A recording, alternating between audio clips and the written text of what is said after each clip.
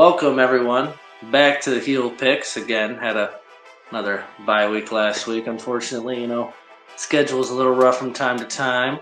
But glad to be back and let's do this week 9, baby. We got Houston and the Jets in the game of. I would have rooted against Houston last week if the game was last week, but Diggs tore his ACL. Listen, I'm not someone sitting here standing on bad wishes for other people. But I'm just going to leave the comment by saying couldn't have happened to a nicer guy. Now, this game, the Jets have to win this game, right? The Jets are already in must-win territory 8 games into the season. You go and get Devontae Adams, and it does nothing because you didn't fix your problems. That wasn't the problem. The O-line has played awful. The defense is missing something, and Aaron Rodgers is doing his damnedest to run that team into the ground. And getting pretty close to it. Houston, even missing Nico Collins or Stephon Diggs, I still think they're a better team. But, Stroud's in year 2. He's shown a lot of good play, but how does it look with this adversity? I think this will be a competitive game. Give me the Texans by 3. We got the Saints and the Panthers. Bryce Young back under center. They got whomped on by a surprisingly good Denver team. We'll get to them later. It's Bryce Young's time to. You got the shot again. That unfortunate thing that happened to Andy Dalton with his car accident, etc. Now's your time to shine. In New Orleans, they've just fallen deep down.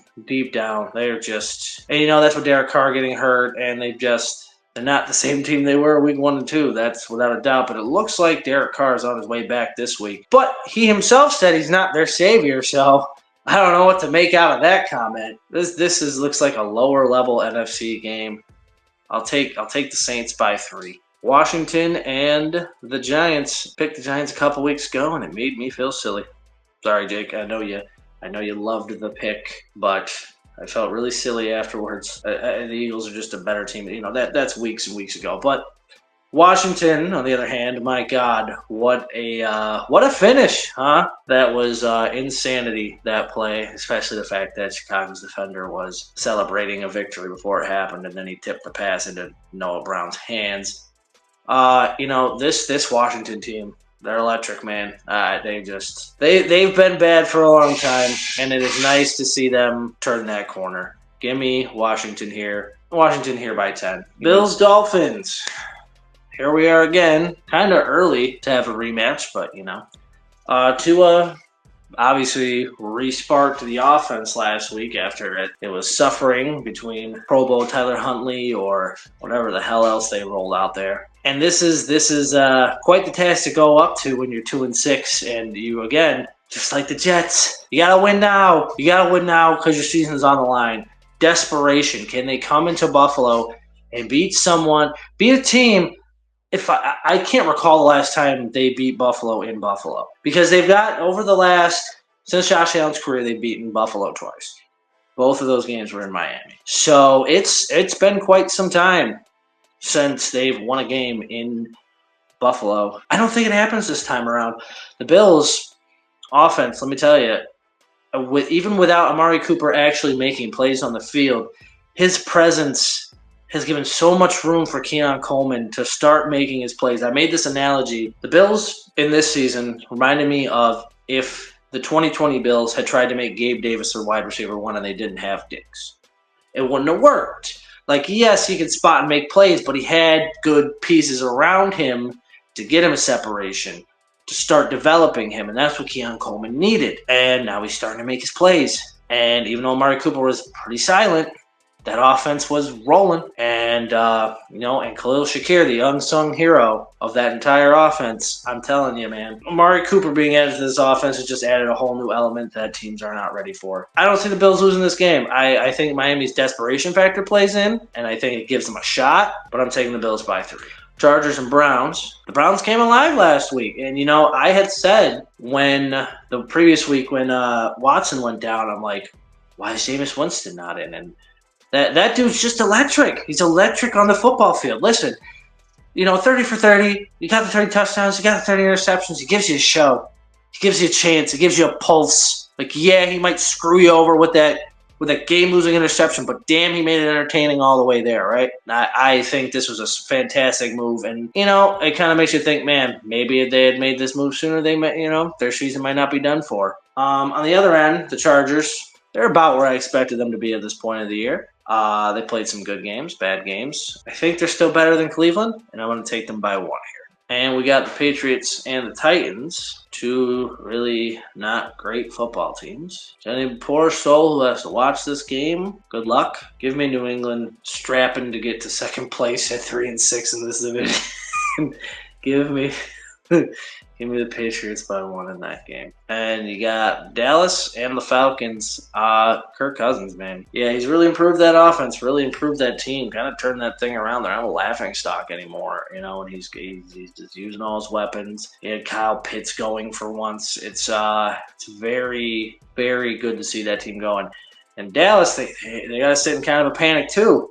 I believe they're 3-4. I don't know what it they're just not a good team. They're just not a good team. We've been used to them being relatively above average, but that doesn't even seem to exist anymore. I don't know how they could solve the problems. I don't know. They're looking like the third best team in that division. Give me the Falcons. Falcons by 6. You got your Raiders and your Bengals. That was a tough loss for them last week.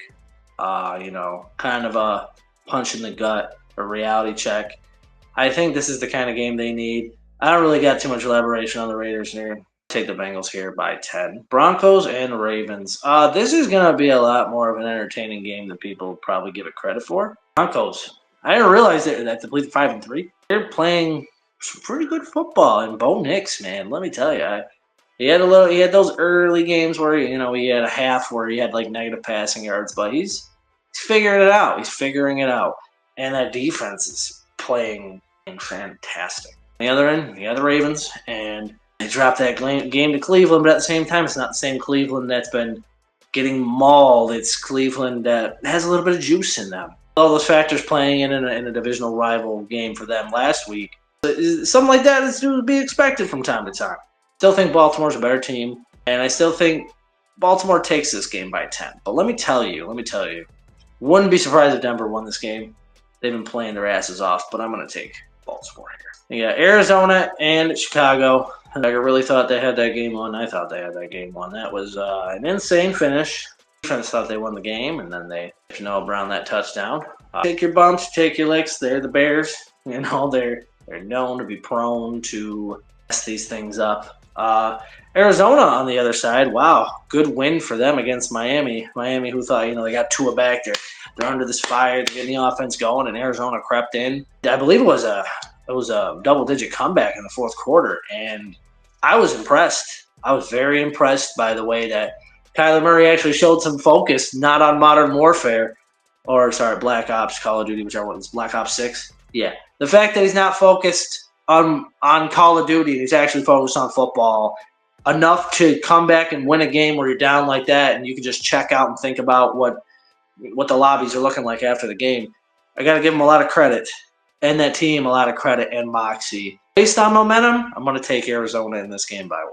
And you got the Jaguars and the Eagles. Jaguars are not a good team. I don't think they'll make this game competitive. I believe this was supposed to originally be the Sunday night game, if I'm not mistaken.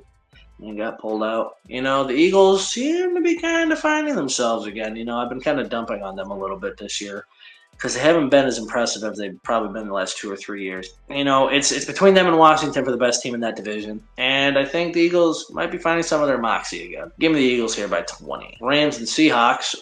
The Rams might start finding themselves again. People had rumored that Cooper Kupp might get traded away and things started to not look great. But they got all their pieces back. It's not too late for them. They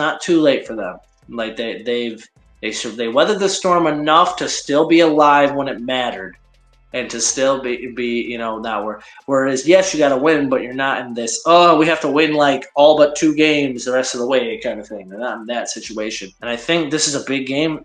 I think they're gonna win this game too. Seattle, they looked like a joke last week. Buffalo manhandled them, beat them down. And yes, Buffalo's a good team, but Seattle showed no signs of life in that game. They just took that ass whooping. And I don't know I don't know what it is with that team. They're just, I don't know. They're a typical middle of the pack kind of team, and I've said it every video I've done. I'm never sure what to think of them every week. Give me the Rams by 5. And you got Lions and Packers. Now that's going to be a good game. The NFC North, man. Let me tell you, it's been it's gonna be a dog fight the rest of the way. And we're getting a lot of these key later middle season matchups now. And Green Bay's looked impressive in bits. Detroit's looked impressive in bits. Detroit's looked like the best team in the league half the time this year, and that's a fun thing to say. I love watching the Detroit Lions be good. I'm impressed by both of these teams. I can't speak highly of the other over the other because like they've both faced adversity. They've both come out on top in some tough games. Give me the Lions by 3 in a really, really good football game. We got the Colts and the Vikings. Joe Flacco's back in prime time facing Sam Darnold. And a lot of people, if you said that before the season, you're going to get Joe Flacco over Sam Darnold in a primetime game, people might have just not even turned the game on. But the Colts seem to look better with Flacco running the offense right now. And Minnesota got hosed on that last call against the Rams. But at the same time, you gotta take your licks and realize you're a good football team and you're gonna come back and you're gonna play good. You're gonna keep playing good football. And I believe in Minnesota. I believe that team's good enough to be a playoff team. And I think they're a better football team than the Colts. I just think they are. Give me the Vikings by 10. And that final Monday nighter, Tampa, Kansas City. Kansas City's probably the least impressive, 7-0 team in the history of the universe. I've said my pieces about this. If a guy like Josh Allen or Trevor Lawrence or any of these guys, etc., had a touchdown to interception ratio the way Pats had this year, the media would crucify them, chastise them, and jump down their throats. But because it's Patrick Mahomes, it's okay. And now I understand, it's because he has 3 Super Bowls. He's already proven himself. Well, still, bad play is bad play, and you got to call it out, all right? He has not been great this year. I don't think the Chiefs are that great this year. On the other end with Tampa, losing weapons to injuries is going to hurt that team. Listen, and this isn't even me coming back to hate on Baker Mayfield, but he needs guys like that to get to that next level of success. Baker's always been an average to above average quarterback, but when he has these guys that make plays, it's what takes him to that next level. When he doesn't have those guys, it's hard for him. It's hard. When you don't have Mike Evans, when you don't have Chris Godwin, things change. Offense changes. Things, you start to struggle a little bit. It happens. I still think they're a good football team, and I still think Baker gives them a great chance to win. But it's going to be a game where Patrick Mahomes throws 2 picks, Baker outplays him, somehow Kansas City wins by 3. That's just the bottom line. That's what's going to happen. Thank you all, again, for coming to another rendition of the Heels Picks. And keep coming back, man. Please, we try to build this subscription back up. Try to build the fan base back up, get ourselves back out there. We love all the support we got so far. Keep it coming. We'll see you next time.